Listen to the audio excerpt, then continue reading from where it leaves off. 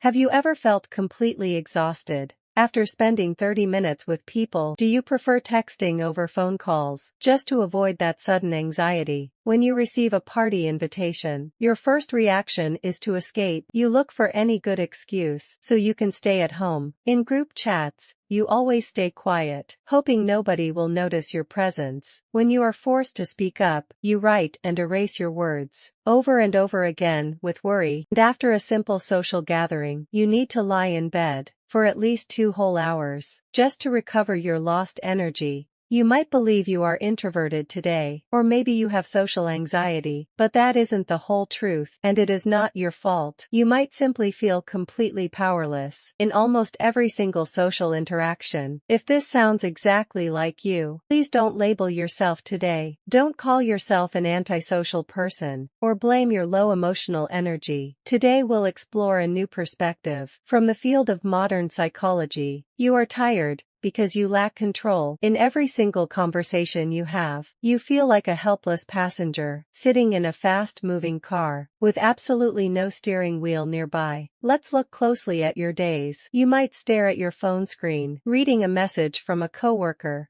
while your heart beats very fast. You type a short reply quickly, but you don't send it yet. You delete it and start over, worrying about how they'll react online. You ask yourself many anxious questions. Will they think I am rude today? Does this message sound too unprofessional? By the time you hit send, you feel completely drained of energy. Or maybe you go to a dinner and smile politely the entire evening. You nod along to every comment, even when you don't agree at all. When you finally get back home, you feel a deep social hangover. You just want to rot in bed and stare blankly at the ceiling. This isn't just simple shyness today. This is a deeper psychological state, which we call the loss of agency. You are constantly living for other people and forgetting about your own needs. Let's talk about a visual metaphor to understand this painful mental process. Imagine your psychological energy is like a home security system in your house. When you feel safe and in control, the security system is quietly resting. It only goes off when necessary to protect you from real danger. But when you lose your agency, the system goes on high alert. Every small sound feels like a threat. Every social encounter becomes a battle. To keep other people completely happy, you hand over the house keys to absolute strangers walking past you. They can walk into your mind and change the furniture as they please. They decide when the conversation starts, and they decide when it ends. You are just standing there watching them, feeling helpless in your own home.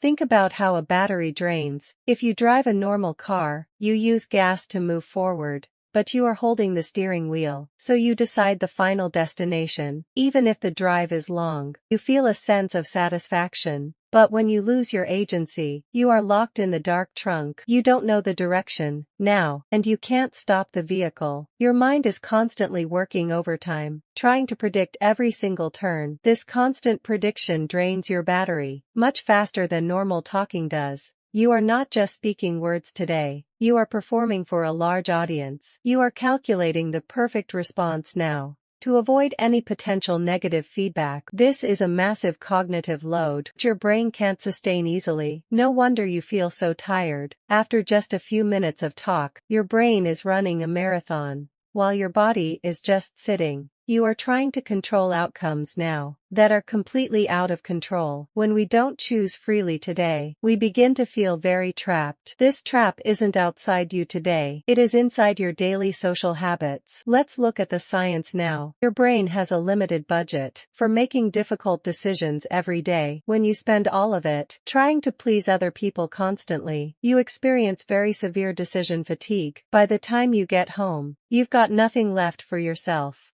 You can't even choose a movie or decide what to eat tonight. You are completely empty inside right now because other people took your choices. Let's think of another metaphor now. Imagine carrying a heavy glass cup filled to the very brim with water. You must walk through a crowd without spilling a single tiny drop. If you spill some water today, you believe everyone will judge you. So you walk incredibly slowly now, with your muscles tight and tense. Your eyes are fixed on the cup, and your breathing is very shallow. This is how you do social activities. The cup is the perfect image. You want to show the world. The water is your deep fear of showing any of your real flaws. Walking this way is deeply exhausting, because you can't relax your body. You are constantly holding your breath now, waiting for the walk to end. Now compare this to a person who carries a simple plastic bottle with a secure lid on top. They don't care about spills anymore. Because the water is safe inside, they can run and laugh freely, without worrying about what happens next. They have control over their safety, so they don't feel tense at all. When you lack this internal control, you are always holding that fragile glass. You are waiting for a sudden crash. That might never actually happen here. How do you know if you are losing your power in social relationships? Your mind sends hidden cries for help, which you might ignore every day. Let's look at the first sign. You constantly predict rejection from others. Before they even say a word, you think they're too busy today, or they don't want you around. You complete the rejection in your head, so you don't have to try. The second sign is saying yes when your body is screaming no. You agree to go to dinners, even when you need to rest. You say yes because you fear that people will get angry with you. The third sign is waiting for permission. You wait for the other person to end the call or meeting. You feel you can't leave first because it would look very rude. The fourth sign is hiding your thoughts.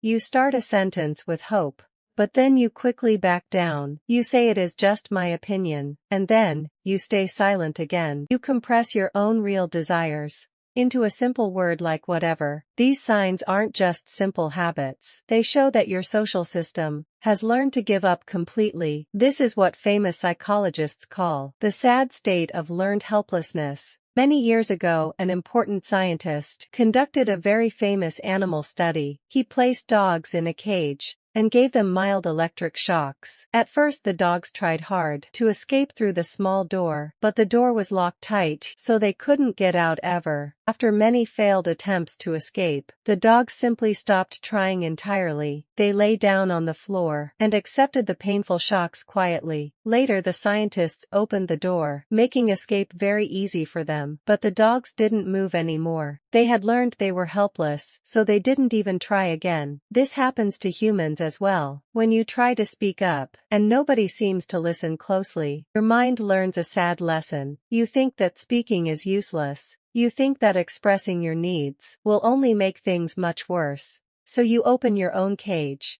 But you choose to stay inside. You tell yourself it is safer here, in this dark and quiet corner. But let's debunk some common myths that society teaches us every day. Myth number 1 is very popular. People say that being highly sensitive is a weakness you must cure. They tell you to be tough and ignore all your quiet feelings. But sensitivity is a great superpower. It lets you feel deep beauty and understand other people's deep pain. Your sensitivity isn't the main problem. The problem is your lack of boundaries. Without boundaries, your sensitivity hurts you like skin without any protection layer. Myth number 2 is also common. People think that healthy relationships always should never have any conflict whatsoever. So you hide your true feelings to keep the peace outside you. But avoiding conflict isn't healthy now. It only builds hidden resentment inside. True connection requires honest expression always, even when it is very difficult. If you can't say no today, your yes has no real value. Let's destroy myth number 3 now. Many people believe that being introverted means you lack deep social confidence. They think you need to change to become a loud extrovert soon. But introverts can be highly confident. They just prefer deep, quiet connections instead of loud and shallow crowds. Your energy is a precious gift. You don't need to change who you naturally are to fit in. You just need to take back the control over your own choices. How do we fix this problem? You don't need to become a bold social superstar overnight. You only need to take small steps to claim your power back slowly. Let's look at the first exercise. We call this the active choice method. The next time a friend asks you where you want to go eat, don't say whatever you want today. Don't say that you don't care. Instead, make a very clear choice. Say I'd like to try Italian food. Or say, let's visit the park today. Even if it is a small decision, it tells your brain something important. It says that your voice matters.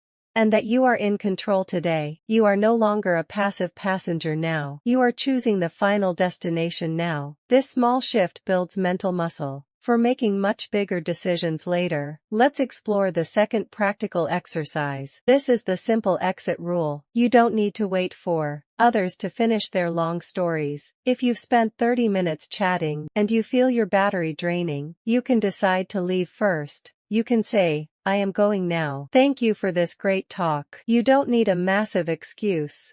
You don't need to lie today or make up a fake appointment. Just saying you want to rest is a perfectly valid reason for leaving. This protects your precious quiet time and stops you from feeling trapped. The third exercise is the pause. When you feel that familiar pressure to say yes to an invitation, don't reply to the message immediately. Take a breath and count to 3 before you type any response today. Tell them you need to check your busy calendar first before deciding. This pause creates a safe space between their request and your action. It stops the automatic people-pleasing and gives you time to think. You can then decide with clarity if you really want to go. These exercises are extremely simple to do, but they work very deeply indeed. They train your active nervous system to feel safe when saying no. They show you that the world will not end when you choose freely. You'll realize that people still love you, even when you set firm boundaries. Let's try a fourth micro exercise. We call it the low-stakes opinion. In your next brief work meeting, share one very small personal opinion. It doesn't have to be perfect or change the whole world today. You can simply say, "I agree with that because it makes total sense here." Or you can say, "I think we should wait." Keep it short and very simple. This teaches your brain that speaking is not a dangerous act anymore. You are putting a tiny little piece of yourself into the conversation today. Every time you do this now, you reclaim a bit of power. You are building your confidence step by step. As we finish our talk today, I want you to remember this. You are a beautiful and sensitive soul. Your need for quiet is real, and it deserves to be respected. Don't force yourself to fit in where you feel constantly drained inside. You've carried their heavy expectations like a heavy weight upon your shoulders. It is time to put down that weight and breathe your own fresh air. You don't owe anyone a smile or a fake happy performance today. Your silence is also very beautiful. Please leave a comment below saying, "I allow myself to be imperfect." This is not just a comment today. It is a gentle promise you make to protect your own sweet heart. And please share this message with a quiet friend who needs it. Maybe they're always putting themselves last and feeling very tired every day. Let them know that they're enough, just the way they are today. Thank you for listening to me. Take good care of your heart.